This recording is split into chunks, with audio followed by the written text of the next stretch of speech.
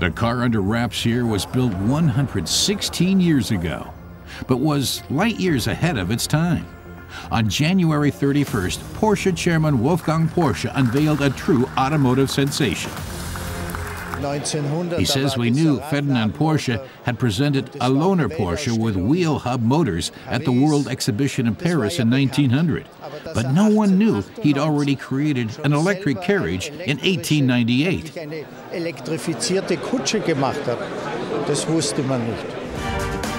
Ferdinand Porsche created the electric model known as the Egger Lohner C2 Phaeton when he was just 23. The young automaker's creation is considered groundbreaking today. The pioneering electric car had an astonishing range of 80 kilometers and a top speed of 35 kilometers an hour, a breakneck pace in its day.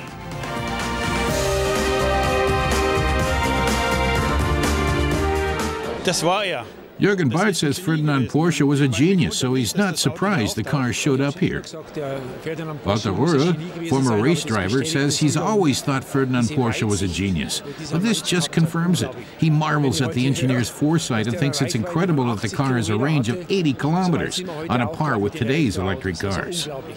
This comedian says he knew carriages like this existed, but that they'd come equipped with such a high-tech motor was news to him.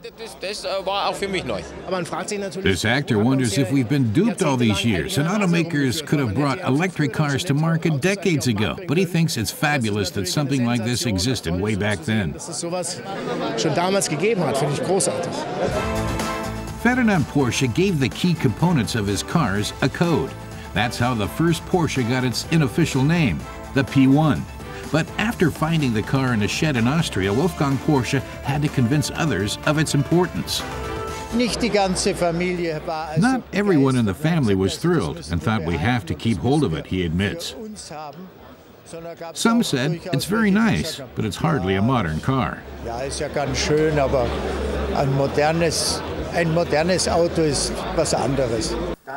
But in the end, Wolfgang Porsche got his way and acquired ownership of the first vehicle his grandfather built. Now it's on display for all to see at the Porsche Museum in Stuttgart. Achim Stejskal says the museum is celebrating its 5th anniversary today, and this is the best present ever. It's sensational that they can unveil it to the public here, a special moment. To give the new find the attention it deserves, the museum's permanent collection has been rearranged to make the P1 the star of the show. Between race cars and vehicles people wouldn't normally associate with Porsche, the P1 points the way towards the future of mobility. At the Porsche Museum, visitors also get to see cars that never went into production. With some, you can see why. With others, you think, what a shame. This is one of the things that makes the museum so successful, as Dieter Landenberger tells us.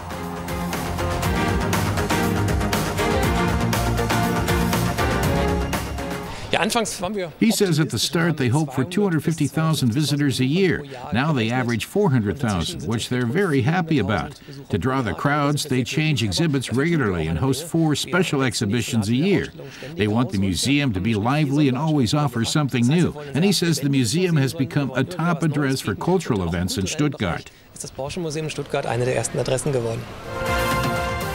Porsche Museum is one of the most popular museums in Stuttgart. And with the arrival of the P1, it's likely to attract even more visitors.